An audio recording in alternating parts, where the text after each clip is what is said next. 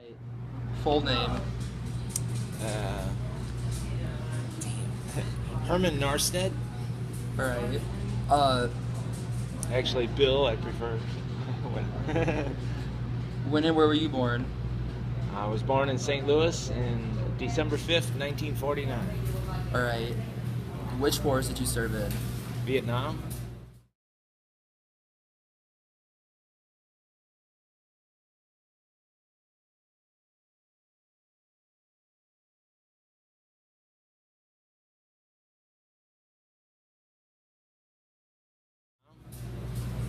All right. When did you enter the service? Not that I keep track, but February 17th in 1970. All right. Were you drafted or did you enlist? I was drafted. The first thing I ever won was the first year of the lottery, the draft lottery, number 67.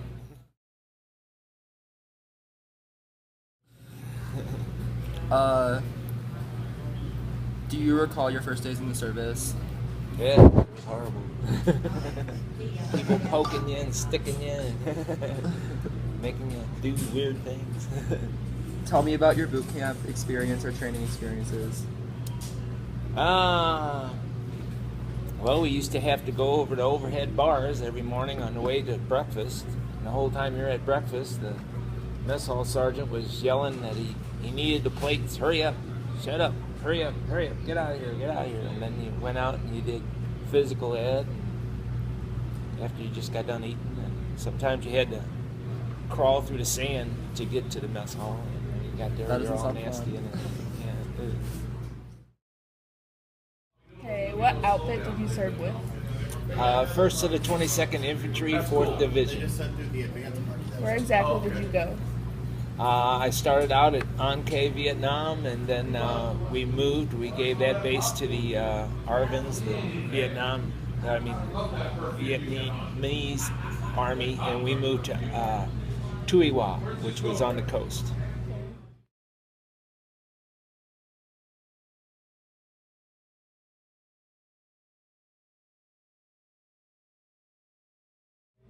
Do you remember arriving and what it was like? Yeah. Remember coming and riding the bus there and through the fields and seeing everybody out in the fields working and all that stuff. It was different. Okay. What was your job? I was a welder and a small engine mechanic in the motor pool.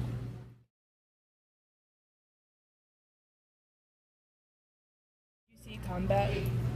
No, I was on the back base. I did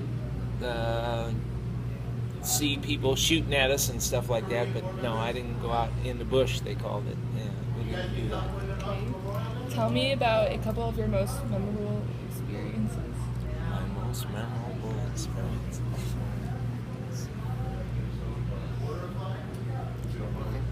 Well, you had to walk to the mess hall. That was about 6 blocks away every time you wanted to eat, and our barracks that we were in didn't have any windows on it, or they just had screens on it because in Vietnam, and so you're in there with about eight different guys living. And you just kind of hung these. You see these big flowered sheets. Everybody hung those so that you had your own little room, but that's all it was a sheet, you know. He had to do guard duty and every so often and go out at night and at the foxholes and stay up all night guarding the perimeter because they used to try to sneak through the wire, and then they call them sapper attacks. They'd bring in explosives and blow stuff up, so you had to keep them on.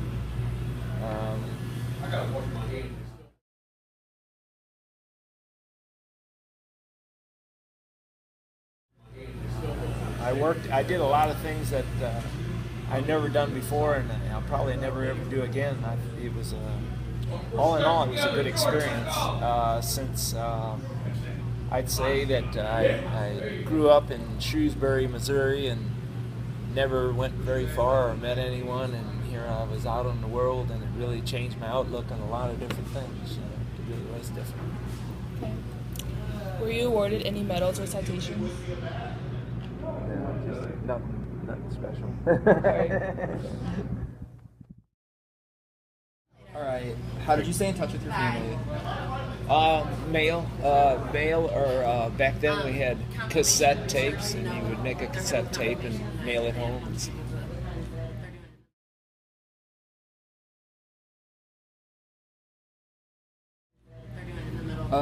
Was the food good?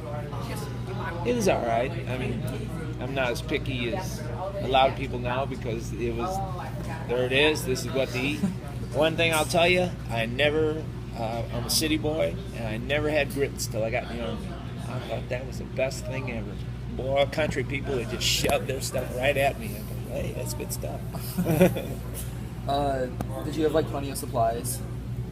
Yeah, well, we had, okay, since my job in the motor pool was to keep things running by putting them back together. So we had really old stuff, but we had lots of parts, and you just kept putting them back together.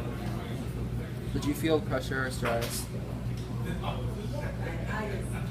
Yeah, because there were a lot of rules and stuff I wasn't used to. Yeah. Somebody told me what to do all the time. Was there something special that you did for good luck? Good luck. I don't think we want to know about that.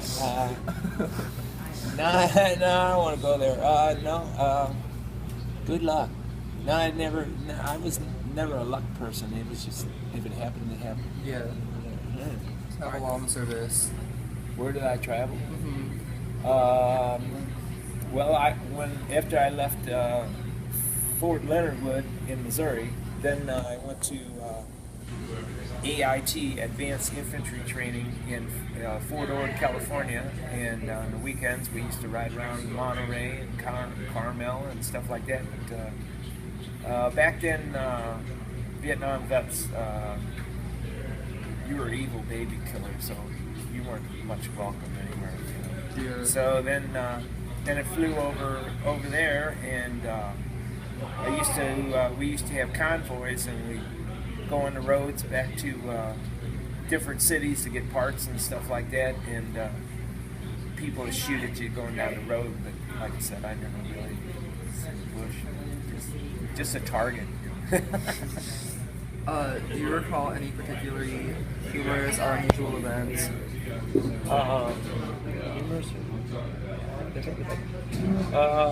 I remember there was an airport on the base we're at, and we snuck out there one night. We went up to 70 miles an hour in a Jeep. Holy cow, we're flying, But just things like that. I had a go-kart that I built, a bicycle over there with a big long front end on it, because I wanted a motorcycle, so, in my spare time I did stuff. Do you recall the day your service ended? Yes. Not that, people keep track of September 23rd at 3 o'clock in 1971. Okay. Let's see, that was Washington, in Washington, the state of Washington. I can't remember the base, but yeah. Okay. And then I come home, and it was bad. It was really bad because you had to get your hair all cut. Even though you're getting out of the Army, they made you shave and cut your hair real short. And then you had to wear your uniform home, and people at the airport it was popular back then to hate Vietnam vet baby killers and stuff like that. And people used to throw things and cut you and stuff like that when you got off the airplane and spit at you and stuff. Whatever. I never knew that. That's messed up. Okay. What was your homecoming like? Got home in the middle of the night, I'll tell you when I came home. I came home when they were building I-44, because I got I got in a cab at the airport. It was the middle of the night. I said, yeah, I know the way back home. And then we got so far, got south, and all of a sudden they had built I-44 while I was gone. And I was like, I have no idea where the hell I'm at now. Did you work or go back to school? I did. I went back. I had started at the phone company and just made my 6 months when I got drafted, and that was when you started getting discounts and all your stuff and everything. So my time counted, and I went back to. I did completed 37 years at the phone company before I retired. AT&T. Okay. Did you make any close friendships while in the service? As a matter of fact, a friend of mine lives in Union, Missouri that I met, another mechanic in the motor pool, and just recently he got on the computer and looked up some guys and found a guy in Peoria, Illinois that who slept on the bunk ahead of me, above me, and the first time I talked to him in 40-something years, and another guy that was a good friend from there. He's somewhere around Chicago. I just talked to him this past summer. Okay. Did you join a veterans organization? Here we are. Okay. Military experience influence your thinking about war or about in the military in general? Yeah, I think so. Made me really against war because the people I met, the people I interacted with, they were just you and me, you know. And somebody decided there was going to be a war and we were going to kill each other, and you know, it didn't make any sense. It made even less sense, you know, the things we did. Do you attend any military reunions? No, I never have done that. You know, like I said, I get together with that one friend of mine all the time. He was just at my house the other day, and occasionally, like I said, we talk to people, and that's about it. How did your service and experience affect your life?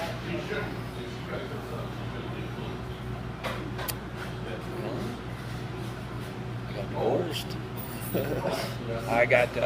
I got between my training, I had 7 days before I shipped out to Vietnam.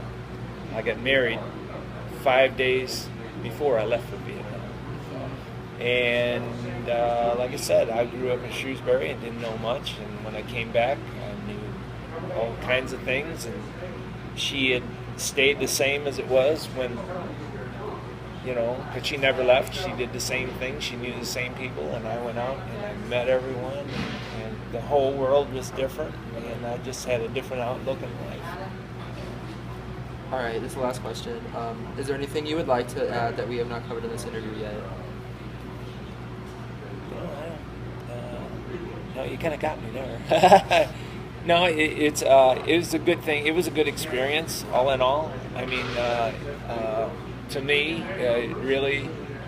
it was a bad thing. It was a horrible thing the whole time I did it. But the older I get, the more fond my memories are of that time. Well, thank you for your service. Sure.